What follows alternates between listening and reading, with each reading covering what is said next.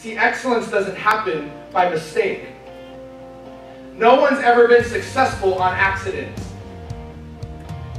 It was said of Michael Jordan that in all his years of basketball, the greatest of all time, that he never one time just threw his uniform out on the floor. What were they saying? He never took a night off. He played every game that's told of him that he would be the first person at practice and he'd be the last person to leave. He's the greatest of all time. What an example of excellence to set. Joe DiMaggio, he said this: there's always some kid who may be seeing me play for the first or the last time, and I owe him my best. See, you already have in your inventory everything you need to be great and a success. The key is to identify what you have and then give yourself to it. Stop wasting time trying to be like somebody else. I see young people all the time. It's the latest celebrity, the rock star, the Instagram model, and trying to be like somebody that they're not. When you try to be like somebody you're not, the best you'll ever be is number 2. Why would we waste our life trying to be like somebody else when the best I'll ever be is number 2?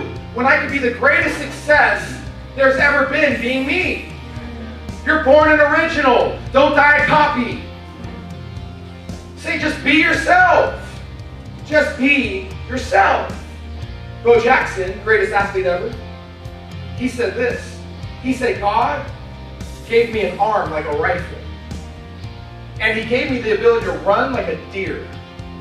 He said, it would be impossible for me not to be successful at something with all that God has given me.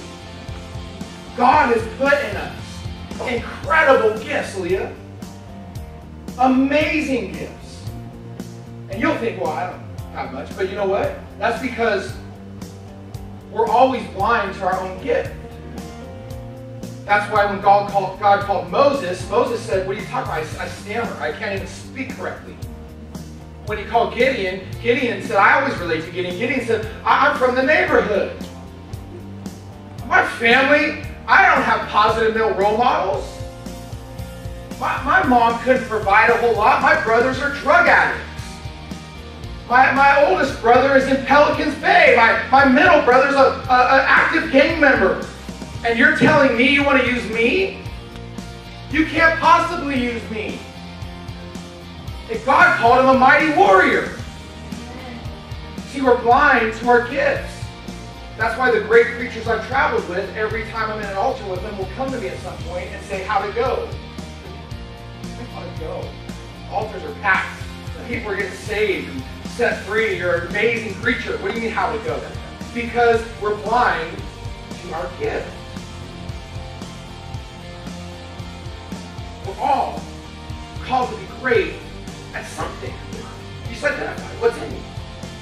Like the little boy at the circus with his dad, and he saw the man selling balloons. And he ran to the balloons and he said, hey, mister, which balloon flies the highest? Is it the red one? Is it the green one? What about the blue one? What about the orange one? Whichever one flies the highest, which one is it? And the man with the balloon said, son, it's not the color of the balloon that matters. It's what's in it that counts. See, we're so busy looking at the outside, we miss what's on the inside. That's why girls in high school see a good-looking boy from a distance and they get all Twitter-pated. And then he gets up close and opens up his mouth and they think, man, that is turpentine. I don't want that anywhere near me. That's why the boy sees a hot girl in high school from a distance, and then he gets around her a few times and he realizes it's the bride of Frankenstein. He doesn't want anything to do with her. With that attitude. Your problems can be your best friend, or they can be your worst enemy.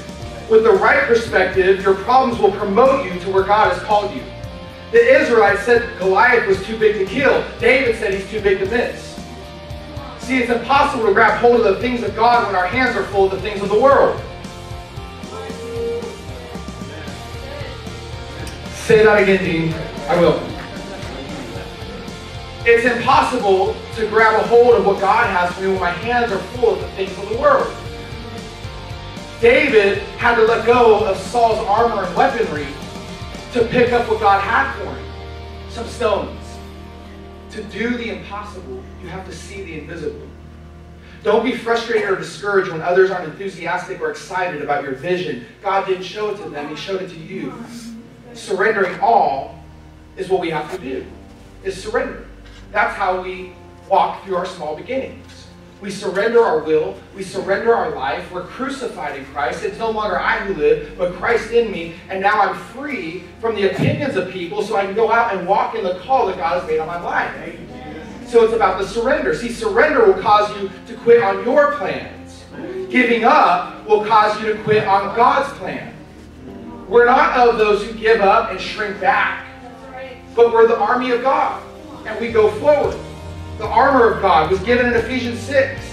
It covers your entire front side. There's nothing to cover the back side, because we're not called to turn and run. We're not cowards. We're warriors, and warriors fight. Warriors do damage. Warriors take victims. That's what every day we're out here taking victims. We're out here every day fighting wars, or every day rescuing hostages that are captured in their self-image, in their low self-image of themselves, in their self-talk that says, I'm my small beginnings, I'll never get out of these. I'll never make it. I'm defeated. I'm desperate. And it's time to go back to my old way because I can't go any further like this. God says we don't turn around and go back. We keep getting up and we keep going forward. See, the people of God are not a perfect people, they're getting up people.